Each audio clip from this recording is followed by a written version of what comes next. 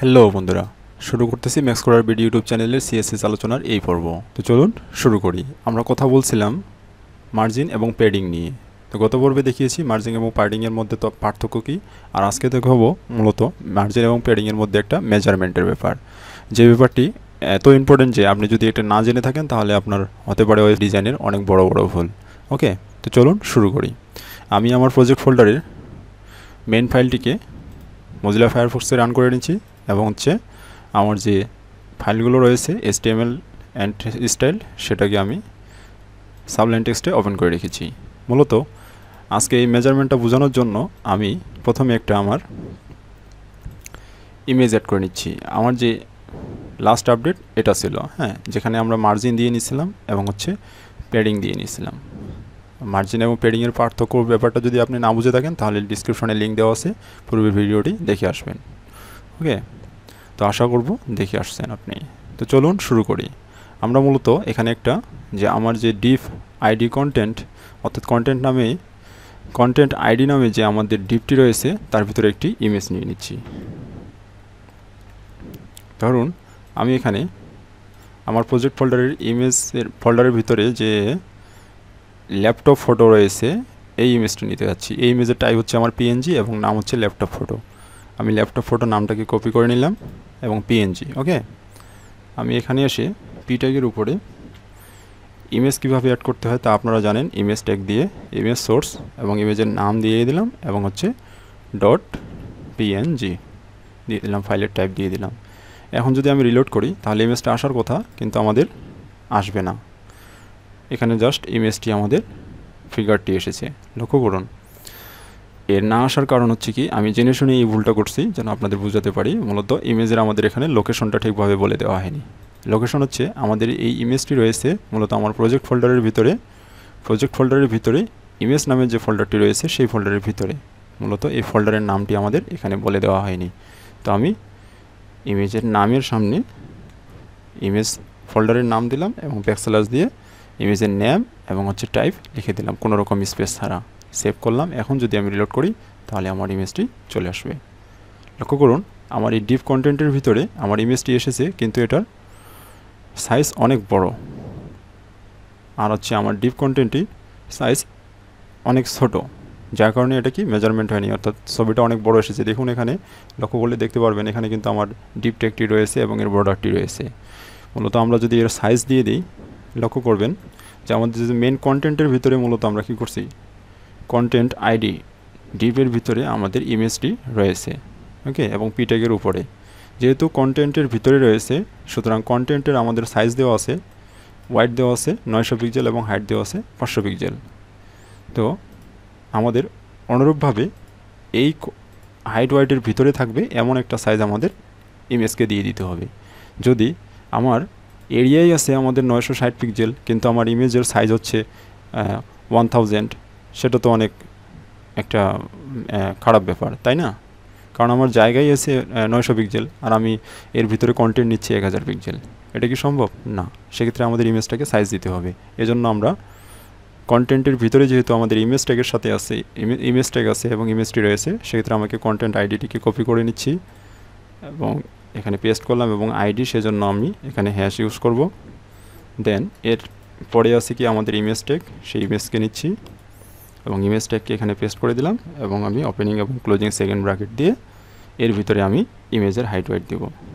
তো লক্ষ্য করুন, যেহেতু আমার কন্টেন্টের ভিতরে এই ইমেজটি রয়েছে এবং এটার আমি হাইট দিয়ে ওয়াইট দেবো, সেক্ষেত্রে ধরুন আমার কন্টেন্টের হাইটের সমান আমি কন্টেন্টের ওয়াইটের সমান আমি ইমেজটির ওয়াইট দিয়ে নিলাম এবং হাইট দিয়ে নিচ্ছি। ধরুন আমি যেহেতু আমার এখানে কন্টেন্ট রয়েছে আমার 500, এখানে নিয়ে নিলাম আমি 300 পিক্সেল। ওকে, ইমেজের হাইট এবং ওয়াইট দিয়ে নিলাম কন্টেন্টের ওয়াইটের সমান, অর্থাৎ 900 পিক্সেল। কারণ এর হাইটটা আমি 200 পিক্সেল কম নিছি এই কারণে, কারণ পি ট্যাগ নিচে আছে, পি এর কন্টেন্টগুলো রয়েছে। এখন যদি আমি এখানে রিলোড দেই, দেখবেন যে আমার ইমেজটি রিসাইজ হয়ে গেছে। লক্ষ্য করছেন, আমার ইমেজটি কিন্তু এখন কন্টেন্ট বক্সের সমান অংশে এসেছে, কিন্তু আমার পি ট্যাগটি কী হয়েছে, এটি বর্ডারের বাইরে চলে গেছে। এর কারণ হচ্ছে মূলত আমাদের এই ডিপটির ওয়াইটটা আমরা একটু যদি বাড়াই নেই তাহলে আমাদের পি ট্যাগ ঠিক মতো বসবে। আমি এটাকে 700 করে নিলাম, কন্টেন্টের হাইটটিকে। এখন যদি আমি এটা রিলোড করি, দেখুন এবার ঠিক এসেছে। ওকে, এখন লক্ষ্য করুন আমাদের যে পি ট্যাগটি রয়েছে সেটার কিন্তু মেজারমেন্ট অনেক ভালো রয়েছে। দেখুন এর দুই পাশে আমরা কত সুন্দর করে মার্জিন দিয়েছি এবং পি ট্যাগের ভিতরে আমরা কি প্যাডিং দিয়েছি, কিন্তু এটার কোনো প্যাডিং মার্জিন কোনো কিছুই দেওয়া নাই। আমরা যদি এবং এটা কি, যেহেতু আমরা সেম ওয়াইট নিয়েছি, ইমেজেরও সেম ওয়াইট এবং হচ্ছে কন্টেন্টেরও সেম ওয়াইট, সেই জন্য কী হয়েছে কন্টেন্টের যে আমাদের মূলত ডিপটি যে ছিল এবং ডিপটির গা বরাবর ঘেসে ঘেসে আমাদের ইমেজটি রয়েছে। সেক্ষেত্রে আমরা যদি মার্জিন দিতে চাই, সেক্ষেত্রে আমাদের ইমেজ ট্যাগের ভিতরে আমাদের কী করতে হবে, কন্টেন্ট ইমেজের ভিতরে আমাদের মার্জিন দিয়ে দিতে হবে। মার্জিন দিয়ে নিব আমরা ধরুন 20 পিক্সেল। এখনই দেখবেন একটু প্রবলেম হয়ে গেছে ইমেজটার। এটাই হচ্ছে মূলত মেন প্রবলেম।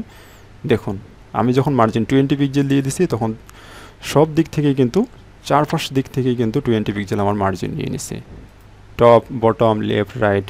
কিন্তু যখন লেফটে 20 পিক্সেল আমার মার্জিন নিয়ে নিছে 20 পিক্সেল, তখন কিন্তু এ পাশে ইমেজটি উপরে উঠে আসছে। এর কারণ কি? এর কারণ হচ্ছে আমাদের ওয়াইটের সাথে মার্জিনটার মেজারমেন্ট হয়নি। দেখুন আমার কন্টেন্টের ওয়াইট দিয়ে নিছি 900 পিক্সেল এবং কন্টেন্ট ইমেজের ওয়াইট দিয়ে নিছি 900 পিক্সেল এবং অতিরিক্তভাবে কি করলাম, এখানে মার্জিন দিয়ে দিলাম। মানে 900 পিক্সেলের ভিতরেই কি হয়েছে, এখানে আবার একটা মার্জিন পড়ে গেছে, যার কারণে আমার ইমেজের সাইজ কিন্তু এখন হয়েছে 920 পিক্সেল। বুঝতে পারছেন আশা করছি ব্যাপারটি। এখন কিন্তু আমার ইমেজের সাইজ হয়ে গেছে 920 পিক্সেল, আর আমার কন্টেন্টের এমনি সাইজ রয়েছে 900 পিক্সেল। তার মানে 900 পিক্সেলের জায়গায় কি আমি 920 পিক্সেল বসাতে পারবো? কখনোই না। সেক্ষেত্রে আমাকে ইমেজের সাইজটি 20 পিক্সেল কমিয়ে দিতে হবে। সরি, এখানে 20 পিক্সেল হবে না, এখানে কিন্তু 40 পিক্সেল হবে, অর্থাৎ 40 পিক্সেল হবে। কেন? কারণ হচ্ছে লেফট যখনই আমি এখানে একটা ভ্যালু দিয়ে মার্জিন দিয়েছি, তখন কিন্তু এটা চার দিক থেকেই আমার 20 পিক্সেল করে নিছে। আর যেহেতু আমার এটা লেফটে নিছে এবং হচ্ছে রাইটেও আমাকে মার্জিনটি নিতে হবে, আমি টপ এবং বটমের ব্যাপারটি বাদ দিয়ে দিলাম। টপ এবং বটমে থাকবে সেরকমই থাকবে, কিন্তু হচ্ছে লেফট রাইটে যখনই আমার এই প্রবলেমটা হচ্ছে, তখন কিন্তু লেফটের দিকে কিন্তু আমার 20 পিক্সেল এবং রাইটের দিকে কিন্তু 20 পিক্সেল, মানে টোটাল হচ্ছে আমার 40 পিক্সেল। ওকে, তো সেক্ষেত্রে আমাকে এই ইমেজের সাইজটি 40 পিক্সেল কমিয়ে দিতে হবে। তো যদি আমি 40 পিক্সেল কমিয়ে দিই, তাহলে এর হবে ওয়াইটটা 860। ওকে, 860। ওকে, আমি এটাকে সেভ দিয়ে এখন যদি আমি আপনাদের রিলোড করে দেখাই, দেখবেন যে আমার ইমেজটি জাস্ট সুন্দরভাবে মেজারমেন্ট হয়েছে। লক্ষ্য করছেন? আচ্ছা, এটা হচ্ছে মূলত আমাদের মার্জিনের প্রবলেম হয়ে থাকে, যার কারণে আমরা এই মেজারমেন্টটা অনেকেই না বোঝার কারণে এই ভুলটা বলে থাকি। অনুরূপভাবে যদি আমরা প্যাডিং দিয়ে থাকি, তার আগে আমি ইমেজ ট্যাগের একটা বর্ডার দিয়ে নিচ্ছি। ওকে, দেখুন আমার ইমেজের কিন্তু এখন বর্ডার নেই, আর এই বর্ডারটি কিন্তু আমার কন্টেন্ট ডিভির। ওকে, আমি এখানে বর্ডার 2 পিক্সেল দিয়ে নিচ্ছি, 2 পিক্সেল সলিড দিয়ে নিচ্ছি, আমি ব্ল্যাক দিয়ে নিলাম। ওকে, দেন সেভ করলাম। এখন যদি আমি ইমেজটা রিলোড করি, লক্ষ্য করবেন যে আমার বর্ডারটি এসেছে, যার কারণে কিন্তু হয়েছে রাইট সাইডে কিন্তু একটু আমাদের মার্জিন কমে গেছে। এটার কারণ কি বলতে পারবেন? ওই সেম কাহিনী, অর্থাৎ যখনই আমি 2 পিক্সেল মার্জিন দিয়ে দিছি, বর্ডার দিয়ে দিছি, এখন এই 2 পিক্সেলের কারণে কিন্তু এই ইমেজের সাইজ কিন্তু এপাশে 2 পিক্সেল, লেফট রাইটে 2 পিক্সেল করে দুই সাইডে কিন্তু 4 পিক্সেল আমার হোয়াইট বেড়ে গেল, যার কারণে এখান থেকে আমাকে আবার 4 পিক্সেল কমিয়ে দিতে হবে। লক্ষ্য করছেন ব্যাপারটি কিন্তু এরকম। যদি আমি এখানে 4 পিক্সেল কমিয়ে দিই, তাহলে এখানে হবে আমার 56। অ্যান্ড দেন যদি আমি সেভ করি, এখানে এসে রিলোড করি, দেখবেন যে আমার ইমেজটি এখন সুন্দরভাবে বসে গেছে। লক্ষ্য করছেন? অনুরূপভাবে এখন যদি আমি প্যাডিং দিই, প্যাডিং বলতে কি, এই যে আমি যে লাইনটি ইয়াটি দিয়েছি, অর্থাৎ বর্ডারটি দিয়েছি, বর্ডারের সাথে সাথেই আমার ইমেজটি রয়েছে। আমি চাচ্ছি বর্ডারের ভিতরেও একটু, এখন তো বর্ডারের বাইরে রয়েছে, এটা হচ্ছে মার্জিন, এখন বর্ডারের ভিতরে আমাকে একটা গ্যাপ দরকার। এটার জন্য আমরা কি করি, গত পর্বে দেখিয়েছি আমি, প্যাডিং দিতে হয়। আমরা প্যাডিং দিয়ে নিচ্ছি, প্যাডিং ধরুন এখানে দিয়ে দিলাম 20 পিক্সেল। ওকে, দেন সেভ করলাম। এখন যদি আমি রিলোড করি, দেখবেন যে আমার আরও সেম প্রবলেমটা হয়েছে, বর্ডারের ভিতরে আমার গ্যাপটা এসেছে, প্যাডিং এসেছে, কিন্তু সেম প্রবলেম হয়েছে। এর কারণ হচ্ছে ওই সেম, যে হচ্ছে আমরা এর ওয়াইট বেড়ে গেছে। যখনই আমরা 20 পিক্সেল আমরা প্যাডিং দিয়ে দিলাম, তখন এখান থেকে আমাকে 20 পিক্সেল কমিয়ে দিতে হবে।